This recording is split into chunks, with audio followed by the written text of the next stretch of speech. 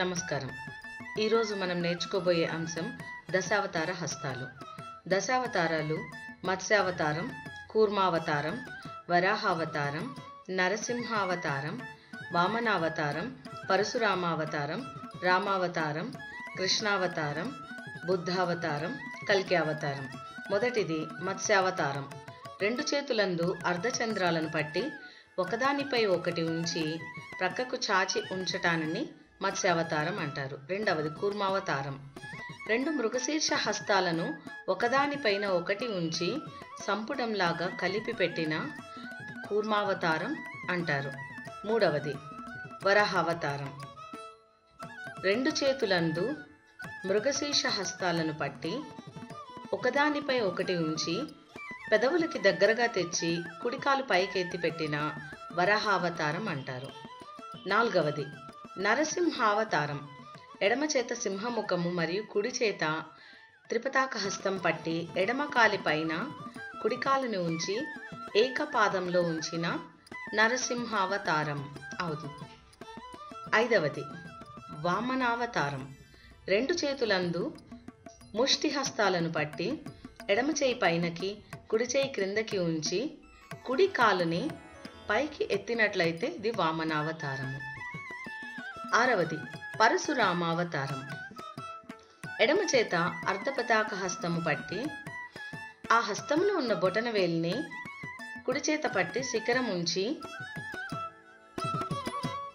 తలకి వెనుకగా పెట్టి కాలుని వెనుకకు చాచిన క్రోధ దృక్కులతో ఉండిన పరశురామావతారం అగును. ఏడవది రామావతారం. ఎడమ చేత శిఖర హస్తాన్ని పట్టి కుడి చేత కపిత హస్తాన్ని పట్టి ఎడమ కాలు సమంగా ఉంచి కుడి కాలు ప్రక్కకి ఉంచి శాంత దృక్కులు కలిగినది రామావతారం. ఎనిమిదవది కృష్ణావతారం.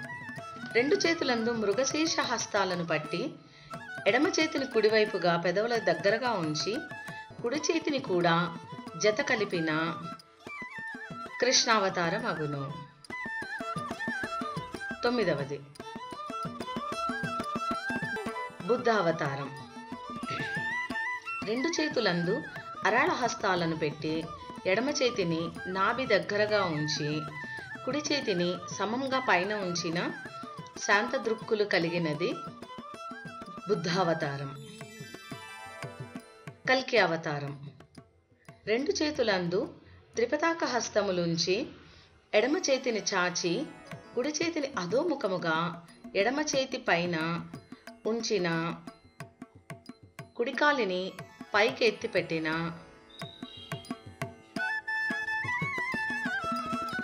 కల్కి అవతారం. ఇవి దశ అవతారాలు.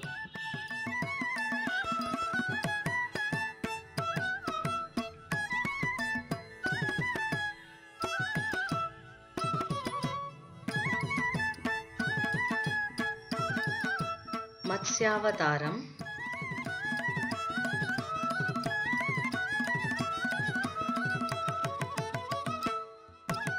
కూర్మావతారం,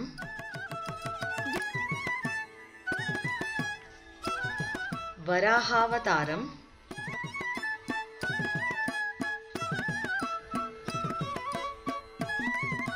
నరసింహావతారం, వామనావతారం,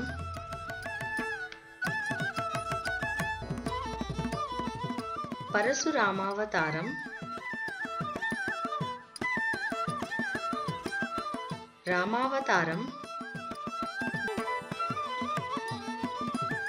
కృష్ణావతారం,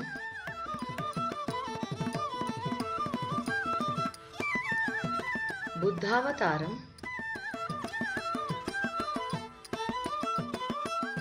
కల్కి అవతారం.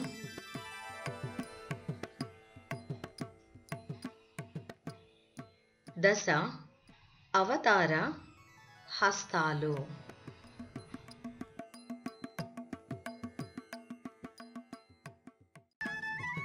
పతాక, స్వస్తికాఖ్యశ్చ, డోలాహస్త, తదాంజలి, కటకావర్ధనశ్చైవ, శకటః, పాస, కీల